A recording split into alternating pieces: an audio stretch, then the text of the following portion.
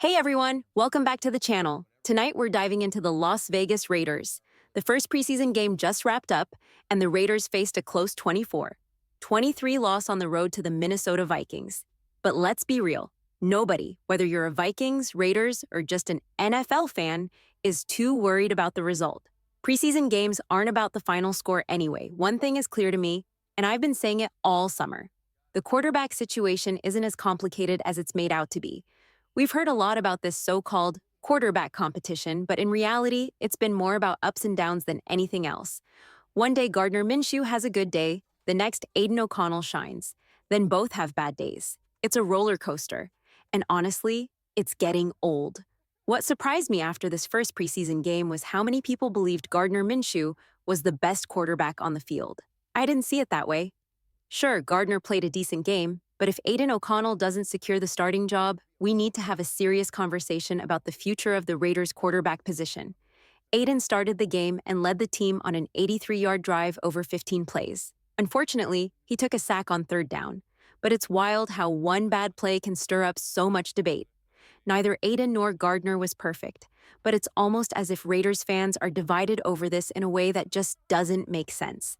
Before we dive deeper, if you're enjoying the content, make sure to hit that like button and subscribe for daily Raiders and NFL updates. Let's try to get this video to 250 likes. It would mean a lot to me. Also, drop a comment below and let me know who you think should start in Week 1. I believe the decision has already been made, especially with Antonio Pierce and the Raiders organization hinting that they'll name the starting quarterback after the next game. Someone is clearly ahead right now.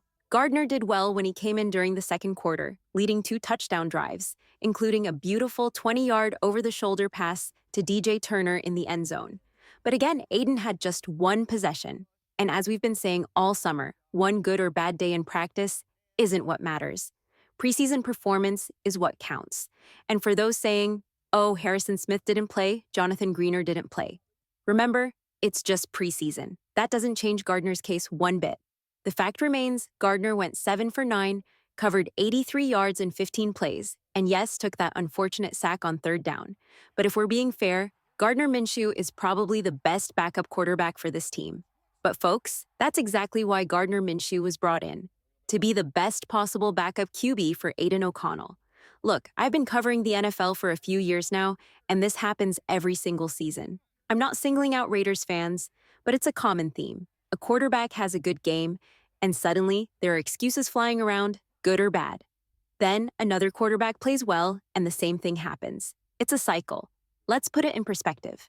If on the first possession of the regular season, your starting quarterback drives 83 yards down the field on 15 plays and takes a third down sack, is that perfect? No, no one wants a third down sack. But tell me, what quarterback in the NFL is perfect?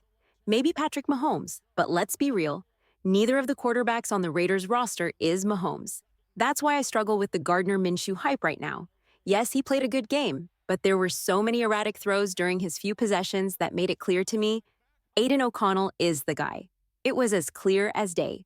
I recently watched a Raiders YouTuber claim Gardner was clearly the better quarterback, and I'm sitting here thinking, did we watch the same game? But thankfully, none of us are GMs or head coaches, and the decision will be made within the week.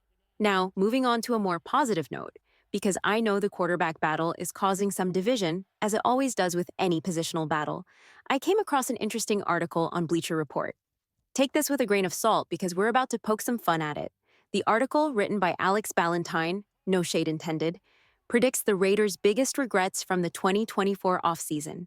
The first regret mentioned was taking Brock Bowers over a right tackle in the draft. The reasoning? The Raiders are relying on Munford to step up and become the starting right tackle, even though they already have a promising tight end in Michael Mayer.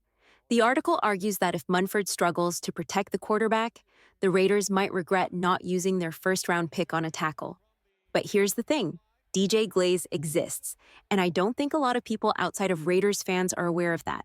National football media doesn't seem to realize who DJ Glaze is. Yes, Munford unfortunately got banged up in today's Raiders practice and had to miss some time, but we've been hearing nothing but hype about DJ Glaze throughout training camp. He's been holding his own against Max Crosby, and in his first preseason debut, he did it again. So here's something I find pretty amusing. Michael Mayer, last year's early second-round pick from Notre Dame, was criticized all season long. Now, let me be clear. This isn't about Raiders journalists, YouTubers, reporters, or fans. It's just interesting because Mayer didn't have a standout rookie season, yet suddenly he's getting a lot more recognition. Moving on to the second point, which is probably the most obvious one that every Raiders fan has been frustrated about, not trading Davante Adams. The reasoning behind this? Last season, Adams expressed some frustrations with the Raiders, as shown in Netflix's receiver documentary. People are predicting even more frustrations in 2024, especially with Jimmy Garoppolo being part of the issue in the past. Now, with Aiden O'Connell and Gardner Minshew battling for the starting job, it's likely Adams could still be unhappy. The argument goes that a 32-year-old Adams is an asset if you're aiming for the Super Bowl, but that's not where the Raiders are right now. Trading him for draft capital could have helped with a potential rebuild. So suddenly people think the Raiders are in rebuild mode. But as far as I'm concerned, the only real question mark for the Raiders was quarterback. And with Aiden O'Connell and Trevon Moehrig as starting quarterback and cornerback, respectively, that's settled. I'm not saying the Raiders are going to win the Super Bowl this season, but come on. The third point from the article ties into the second, not doing enough to build receiver depth. The argument is that with Adams getting into his 30s, injuries could become a factor, and the Raiders don't have much depth behind him. To some extent, I agree with that.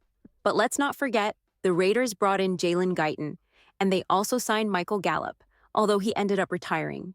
So yes, they added receiver depth, and one of those players will still make the roster. The article suggests that this was a deep draft class for receivers, and the Raiders could have picked up someone like Jermaine Burton or Roman Wilson in the second or third round. But if the Raiders miss the playoffs and Adams decides to leave, we can always draft a receiver next year if we're supposedly in a rebuild. I know that article was a bit pessimistic, but I just wanted to share my thoughts in this Raiders video. Thanks for watching. If you enjoyed this, hit that like button and subscribe. Let's prove the doubters wrong. Drop your predictions for the Raiders' win-loss record in the comments below.